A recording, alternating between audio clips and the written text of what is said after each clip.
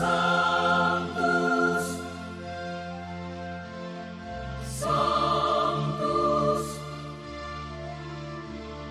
Sanctus Dominus Deus Sabaoth.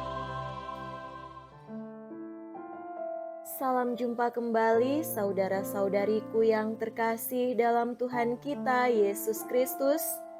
Salam sejahtera untuk kita semua.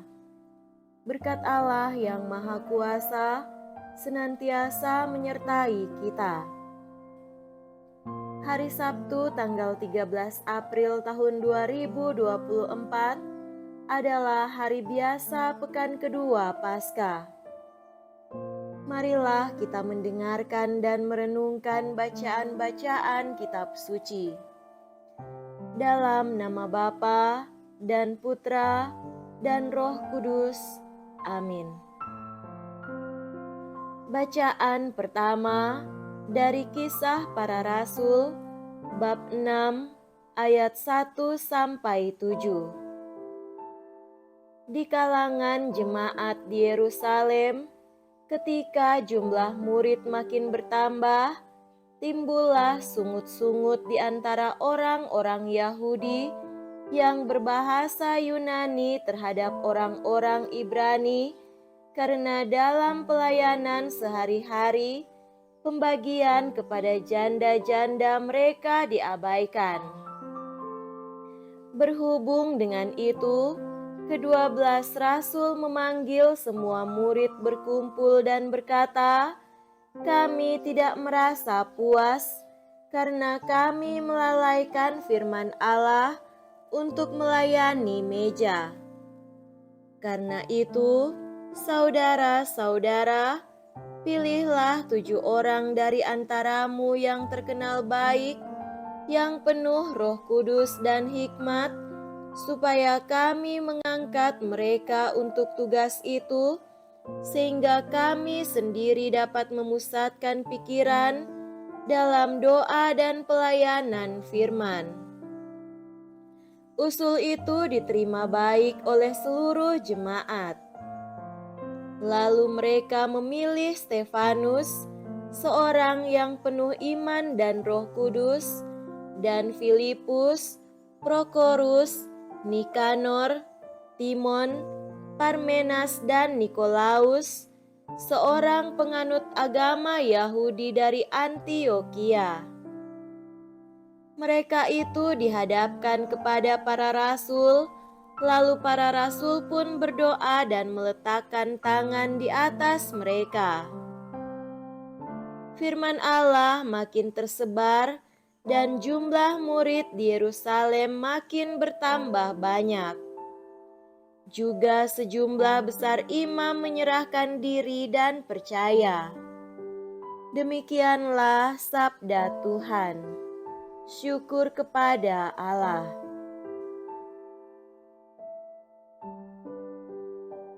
Semoga Tuhan beserta kita sekarang dan selama-lamanya. Inilah Injil suci menurut Yohanes. Dimuliakanlah Tuhan. Injil Yohanes bab 6 ayat 16 sampai 21. Setelah mempergandakan roti dan memberi makan 5.000 orang, Yesus mengundurkan diri ke gunung. Ketika hari sudah mulai malam, murid-murid Yesus pergi ke danau, lalu naik ke perahu dan menyeberang ke Kapernaum.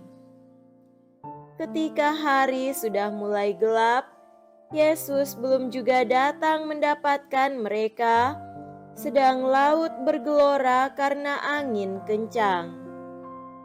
Sesudah mereka mendayung, kira-kira 2-3 mil jauhnya, mereka melihat Yesus berjalan di atas air mendekati perahu itu.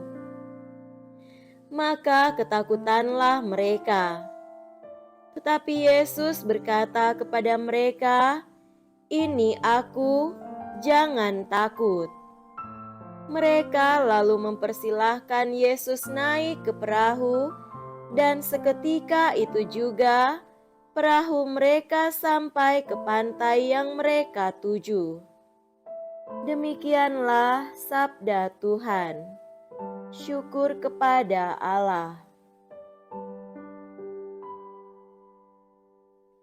Saudara-saudariku yang terkasih dalam Tuhan kita Yesus Kristus, tema renungan kita pada hari ini adalah "Ini Aku, Jangan Takut".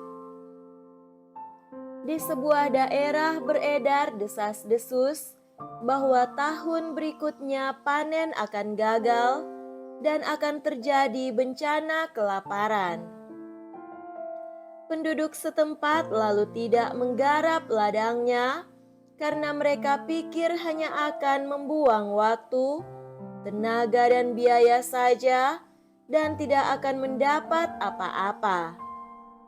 Akibatnya, mereka kelaparan karena tidak menanam apa-apa yang hasilnya bisa dimakan. Ada ungkapan, kalah sebelum berperang, dan itulah yang terjadi bila orang ketakutan.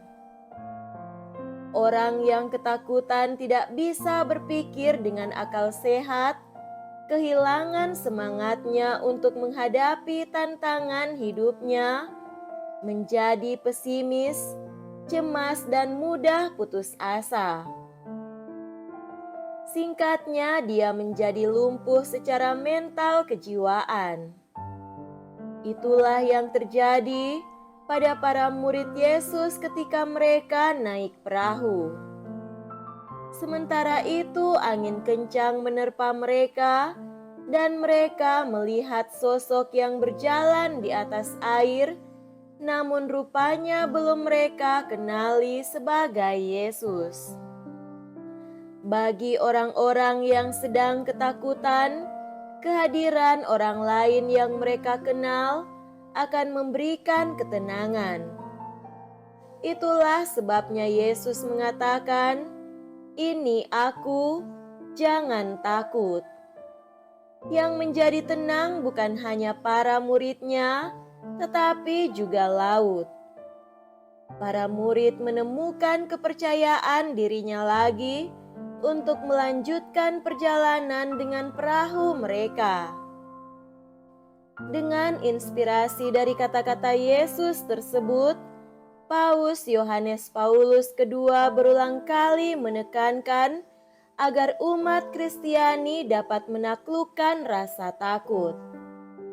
Sepanjang 26 tahun masa kepausannya, dunia sedang diliputi rasa takut akan terjadinya perang nuklir antara blok kapitalis atau di bawah pimpinan Amerika dan blok komunis atau di bawah pimpinan Uni Soviet.